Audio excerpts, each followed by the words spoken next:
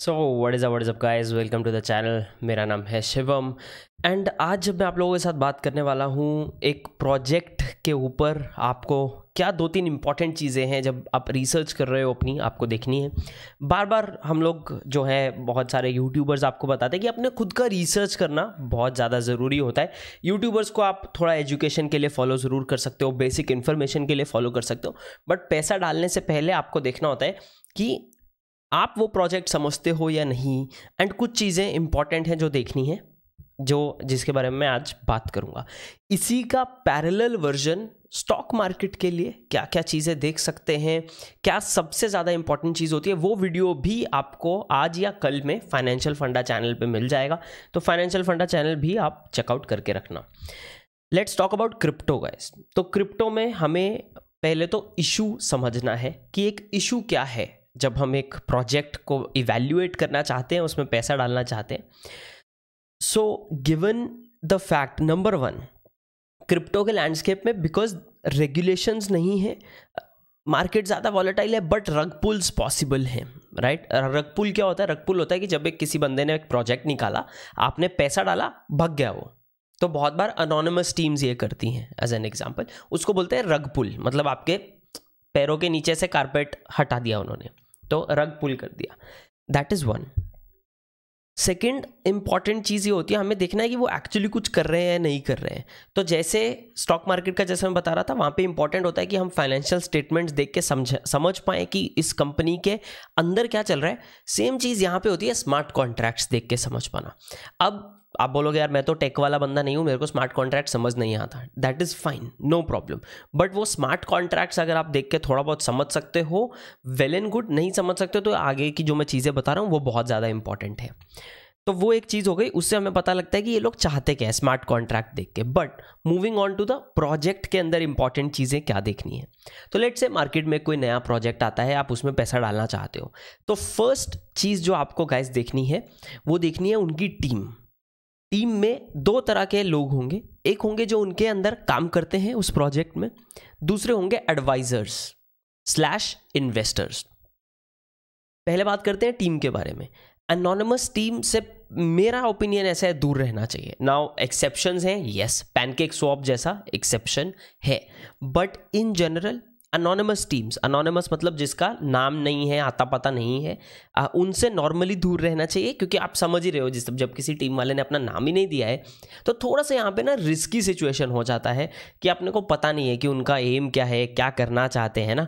वो एक इम्पॉर्टेंट चीज़ हो गई, वो वेरी वेरी इंपॉर्टेंट।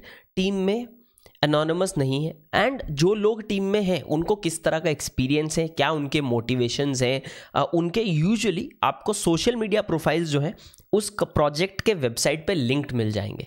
तो वहाँ उनके सोशल मीडिया प्रोफाइल पे जाओ, देखो किस तरह के पोस्ट करते हैं नहीं करते हैं। हो सकता है सोशल मीडिया प्रोफाइल लिंक्ड हो, बट उन्होंने 1 महीना पहले ही अपना लिंक्डइन बनाया है, 1 महीना पहले ही अपना ट्विटर बनाया है। यहाँ पे थोड़ा सा गड़बड़ वाला फीलिंग आता है, राइट। 1 महीना पहले कौन सोशल मीडिया पे आया है? अगर कोई बंदा है जो एक प्रोजेक्ट लीड कर रहा है, until unless they are 12 years old, बंदा कम से कम 3-4 साल से तो रहता ही है सोशल मीडिया पे। तो वो एक इंपॉर्टेंट चीज़ आपको और देखनी है यहाँ पे। अब देखना है कि वो टीम का एक्सपीरियंस क्या है। मान लो वो गेमिंग प्रोजेक्ट है, क्या उस टीम को गेमिंग प्रोजेक्ट या गेमिंग से चीज़ें रिलेटेड बनाने में एक्सपीरियंस है? उन्होंने पास्ट में क्या उखाड़ा है अपनी ज़िंदगी में? बहुत अच्छा एग्जाम्पल है जावास्क्रिप्ट से लेने देने वाला ब्रैंडन आइक। आप नाम देखो, कल मैं भोपाल जो NIT भोपाल वाले लेक्चर में यही बात कर रहा था। ब्रेव ब्राउज़र को founder has the best experience in the internet and programming field. तो वहाँ पे वो जो चांस ऑफ सक्सेस है वो बढ़ जाता है, क्योंकि टीम लीडर उनको एक्सपीरियंस है। सेम चीज़ काफ़ी सारे लोगों ने क्वेश्चन पूछा, जैनवर्स की टीम कौन है, इन्होंने क्या किया है? So MGPL millions of monthly users, Yovo millions of monthly users, right, mobile gaming premier league और योवो ऐप। सो टोटलिटी की टीम के पास वो एक्सपीरियंस है। सो इसलिए वो थोड़ा सा वहाँ पे आपका रिस्क कम हो जाता है, क्योंकि ये जो कंपनीज या जो प्रोजेक्ट ओनर्स एंड प्रोजेक्ट की टीम्स जो अकम्प्लिश करना चाहते हैं उनका कुछ एक्सपीरियंस है। ऐसे बहुत सारे गेमिंग प्रोजेक्ट्स आ रहे हैं जिन्होंने यूबीसॉफ्ट में काम किया है ना, बैटमैन की जो गेम है उसमें काम किया है, और अब वो ब्लॉकचेन गेमिंग में है। तो वहाँ पे आप बेसिकली देखो वही बात हो गई कि आपने बोला कि गाड़ी जो है वो फरारी है और हम एक नौसीखिए ड्राइवर को या जिसको चलानी नहीं आती उसको फरारी पकड़ा देते हैं। रिस्की है, कितना रिस्की है, राइट? पर अगर फरारी में हम एक एक्सपीरियंस्ड रेस कार ड्राइवर को बिठा दें, अब आप बोलोगे यार गाड़ी वही है पर रिस्क कम हो गया यहाँ पे। तो ये हमें देखना है कि वो ड्राइवर कौन है, ठीक है, वो टीम कौन है। Very very important, I think this is the first thing जो आपको देखनी है। ये हो गया एक। दूसरा, प्रोजेक्ट करना क्या चाहता है, क्या चेंज लाना चाहता है, क्या इंप्रूव करना चाहता है, क्या वो एंटरटेनमेंट देना चाहते हैं गेमिंग के थ्रू, क्या वो DeFi में कुछ अलग प्रोवाइड करना चाहते हैं, क्या वो कोई प्रॉब्लम सॉल्व करने की कोशिश कर रहे हैं। इसका एक एग्जांपल मैं आपको दे सकता हूँ, जैसे वॉल्ड है। वॉल्ड में AIP फीचर है, बाय द डिप, जो बहुत सारे लोग मिस करते हैं, एंड SIP। मैं इतना पुश क्यों करता हूँ कि यार Vauld is the best one. Of course मुझे उसका UI पसंद है, राइट? और चैनल पार्टनर वो तब बने जब मुझे वो पसंद आया, राइट? सो क्यों पसंद आया? Because SIP and buy the dip जो दो एक इंपॉर्टेंट फीचर्स है जो इन्होंने जिनको अपना फाउंडेशन बनाया है, ये इन्वेस्टिंग की दुनिया में सबसे ज़्यादा पावरफुल तरीके हैं। एंड क्रिप्टो में जहाँ पे सब एक्सचेंजेस प्रमोट करते हैं आप ज़्यादा ट्रेड करो, बिकॉज आप जब ट्रेड करते हो उस पर एक्सचेंज फी बनाता है। ये लोग अलग पुश कर रहे हैं buy and hold, buy and hold. Of course ये लेंडिंग प्लेटफॉर्म है तो they make money on that, business model तो लगेगा ही, बट ये लोग ज़्यादा ट्रेडिंग से पहले इन्वेस्टिंग को पुश कर रहे हैं। And I am that guy, so their value ties in with my value as an example. तो आपको देखना है यूज केस क्या है। मूविंग ऑन, अगर आप ऐसा प्रोजेक्ट देगा, अभी वर्ल्ड का तो टोकन नहीं है बट टोकन वाले प्रोजेक्ट क्या आते हैं, ये तो एग्जाम्पल था। टोकनॉमिक्स देखना बहुत जरूरी है। अब टोकनॉमिक्स क्या है? टोकनॉमिक्स है कि वो जो पूरा प्रोजेक्ट है उसका जो टोकन सर्कुलेशन है वो किस तरह से काम करेगा। टोटल टोकन कितने हैं, सर्कुलेटिंग सप्लाई कितनी है, इन्फ्लेशन कितना है, कितने टोकन हर महीना हर साल मार्केट में ऐड किए जाएंगे, टीम के पास कितनी % सप्लाई है। बहुत सारे लोग बोलते हैं यार आप पॉलीगॉन देख लो या ये देख लो, उनकी 90% सप्लाई सिर्फ 100 वॉलेट में है या 200 वॉलेट में है, कम डिसेंट्रलाइज्ड है। That is not the point, क्योंकि उनकी फाउंडेशंस भी होती हैं। अब वो फाउंडेशन के पास 30% सप्लाई हो सकती है जिसके थ्रू उनको पॉलीगॉन चलाना है। तो it might look like one wallet कि यार एक वॉलेट के पास 30% सप्लाई है, बट वो एक वॉलेट नहीं है, वो फाउंडेशन का है, वो डाओ का पार्ट है, राइट? सो वो भी चीज़ हमें ध्यान रखना है। तो सिर्फ ये नहीं देखना कि टॉप 10 वॉलेट में 90% सप्लाई है, बात खत्म, नहीं। हमें उनका टोकनॉमिक्स मॉडल देखना है, टीम के पास कितनी सप्लाई है, किसको कितना गया है, प्राइवेट इन्वेस्टर्स को कितना गया है, क्या लॉकिंग है। अब लॉकिंग का क्या मतलब है? तो टीम की वेस्टिंग शेड्यूल हो सकता है कि टीम को हर महीना इतना परसेंटेज ही अनलॉक करने मिलेगा। क्या टीम, कुछ प्रोजेक्ट्स ऐसे हैं जिसमें टीम अपना टोकन 2 साल से पहले बेच ही नहीं सकती। इससे हमें क्या पता लगता है कि ये लोग अपने खुद के टोकन लॉक करके क्या कर रहे हैं, दे आर टेलिंग अस हम इस प्रोजेक्ट में इन्वेस्टेड हैं खुद, our money is where our mouth is. तो आप 2 साल तो चिंता मुक्त रहो, 2 साल तो हम बिल्कुल यहाँ पे हैं। उसके बाद फिर they might have a plan, right? उनको भी एक पे आउट चाहिए होता है टीम को, तो दैट इज़ फाइन। बट इससे हमें ये पता लगता है कि ये टीम इस प्रोजेक्ट में सिर्फ पैसा बनाने के लिए नहीं है। This is very important to understand. तो ये आपको उनके रिवॉर्ड स्ट्रक्चर से पता लगे। For example Lakshmi NFT, right? Lakshmi NFT में जितना जो एक्चुअल जो सेल्स है उससे ज़्यादा तो रिवॉर्ड्स में ही वापस आ रहा है 1 साल में लोगों को। सो व्हाट डज इट से? हम यहाँ पैसा बनाने के लिए नहीं हैं, हम यहाँ वैल्यू देने के लिए, कम्युनिटी बिल्ड करने के लिए हैं। तो वो चीज़ें आपको देखनी है टोकनॉमिक्स के अंदर, वो आपको परसेंटेज देख के पता लग जाएगा।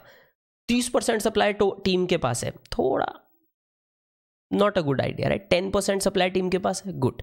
इन्फ्लेशन कितनी रखी है, राइट? हर डिफ्लेशनरी टोकन अच्छा है ऐसा नहीं हो सकता, हर डिफ्लेशनरी टोकन बिटकॉइन बन जाए ऐसा नहीं हो सकता। तो ये चीज़ आप टोकनॉमिक्स से समझोगे।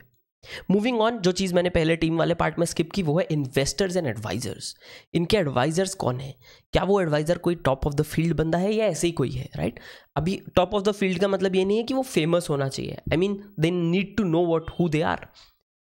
And the best thing that can happen is investors, क्योंकि इंस्टीट्यूशनल इन्वेस्टर्स जो है ना गाइस, वो अपना पैसा बिना KYC, बिना अंडरस्टैंडिंग द प्रोडक्ट, बिना रिसर्च यूजुअली नहीं करते। क्या उससे कंप्लीटली रिस्क चला जाता है? नो, रिस्क तो रहेगा ही, क्योंकि ये स्टार्टअप वर्ल्ड, बेसिकली हम स्टार्टअप वर्ल्ड में ही इन्वेस्ट कर रहे हैं। एंड स्टार्टअप वर्ल्ड का अगर आपको VCs का रूल पता है, मतलब नॉर्मली ऐसा बोलते हैं कि 10 में से 9 स्टार्टअप्स में जिसमें वो इन्वेस्ट करते हैं फेल हो जाते हैं, सिर्फ एक बचता है, पर वो 9 के जो लॉस होते हैं ना उसको कवर कर जाता है।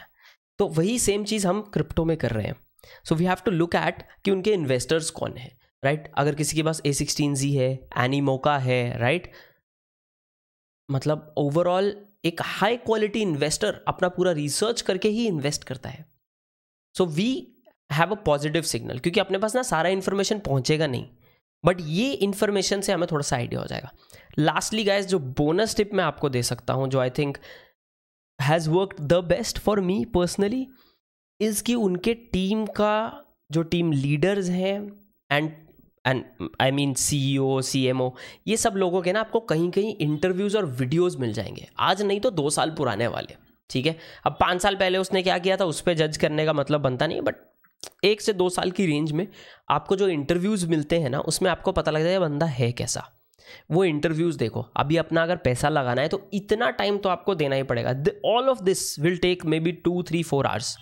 मैं कंडेंस करके बता रहा हूँ। मैं जब रिसर्च करता हूँ मुझे पर प्रोजेक्ट कम से कम 20 घंटा लगता है, बिकॉज मैं हर एक छोटी छोटी चीज़ देख रहा हूँ, कॉन्ट्रैक्ट्स भी देख रहा हूँ, राइट, ऑडिट वगैरह का भी देख रहा हूँ कि ऑडिट हुआ है नहीं हुआ है। Security audit is very important, right, कि वहाँ पे बग्स ना हो, तो वो ऑडिट किसने किया है, सर्टिक वालों ने किया है या किसने किया है, वो सारी चीज़ें। But interviews I think have perform the best for me. जैसे फॉर एग्जाम्पल हारमनी का इंटरव्यू, चार्ल्स हॉस्किंसन का हो गया, डिपेंडिंग ऑन कौन सा प्रोजेक्ट आप देख रहे हो, उस कंपनी के लीडर का, फाउंडर का अलग अलग इंटरव्यूज़, उससे आपको 2 चीज़ें पता लगेंगी। एक कि जो लीडर्स हैं उनको कितना पता है, उनका विजन क्या है, कि वो कहाँ जाना चाहते हैं इस पूरे प्रोजेक्ट को लेके, पहली बात। दूसरा, आपको पता लगेगा वो इंसान कैसे हैं, क्योंकि इंटरव्यूज़ में क्या होता है, टाइम टू टाइम ऐसे क्वेश्चन पूछे जाते हैं जो सामने वाले को थोड़े से उंगली करने वाले होते हैं। क्या वो इमीडिएटली गुस्सा हो जाता है, डिफेंसिव हो जाते हैं, नहीं हो जाते, क्या करते हैं, राइट? वो छोटी छोटी चीज़ें, उनका बॉडी लैंग्वेज ऑब्जर्व करो वो कौन से वर्ड्स यूज़ कर रहे हैं, क्या वो ज़्यादा नेगेटिव वर्ड्स यूज़ कर रहे हैं, ज़्यादा पॉजिटिव वर्ड्स यूज़ कर रहे हैं। जब वो स्पेसिफिक बात कर रहे हैं, मान लो वो पैसे की बात कर रहे हैं कि हम कम्युनिटी को बहुत फ़ायदा दिलाना चाहते हैं, वो बार बार ये कर रहे हैं, इसका मतलब क्या है, ये ऑटोमेटिकली बॉडी लैंग्वेज में दिखा जाता है। आई डोंट वॉन्ट टू से this but I am saying this, right? अभी ऑफकोर्स उनको खुजली भी हो रही हो सकती है, बट बार बार अगर वो ऐसा कर रहे हैं, जब भी कुछ पैसे की बात आती है एक टॉपिक को लेके, तो आप समझ जाओ कि यहाँ पे कुछ वो बोलना नहीं चाहते बट उनको बोलना पड़ रहा है, राइट? कुछ शायद सुनना नहीं चाहते, सुनना पड़ रहा है, डिफेंसिव हो गए, आर्म्स क्रॉस्ड, राइट? ये सारा angle, are they open, are they sitting like this, कि यार मैं खुली किताब हूँ, आ जाओ अपन बात करते हैं, राइट? हैंड मूवमेंट्स कैसे हैं, ये कुछ इंपॉर्टेंट बॉडी लैंग्वेज के क्यूज़ हैं। आप समझना चाहते हो ये क्यूज़ क्या हैं, कैसे हैं, तो यूट्यूब पे आपको बहुत सारे वीडियोस मिल जाएंगे। फॉर्चुनेटली मुझे फ़ायदा हो जाता है because I come from a neuro marketing वाला बैकग्राउंड, तो मुझे वो सब चीज़ों का पता है कि थोड़े छोटे छोटे सबकॉन्शियस क्यूज़ कौन से देखने, क्या नहीं देखने। इवन आई मूवमेंट, कि मैं अगर मैं कुछ सोच के बता रहा हूँ, लाइक कि हाँ ये ऐसे हुआ था, मेरे पास्ट में हुआ था, तो मेरी आंख जो है लेफ्ट टॉप को पॉइंट करती है नॉर्मली जब मैं सोचता हूँ। पर अगर मैं कुछ नया बना रहा हूँ, मतलब आपने कोई क्वेश्चन पूछा, मैं मेरे मन से ही कुछ बना के बोल रहा हूँ, तो नॉर्मली राइट टॉप भी हो सकता है। ऐसी ये चीज़ें हैं। आई मूवमेंट पैटर्न्स भी आप ज़रा गूगल कर लेना, आपको मिल जाएगा। ये छोटी छोटी चीज़ें आप ऑब्जर्व कर लोगे। देखो, इतनी मेहनत अगर आपको पैसा बनाना है मार्केट में, करनी पड़ेगी। यही फ़र्क है एक उस बंदे में जो मार्केट में बहुत पैसा बनाता है, और जो बंदा बेचारा यूट्यूबर्स के कमेंट पे या यूट्यूबर्स के टिप्स पे ही सिर्फ फंस जाता है।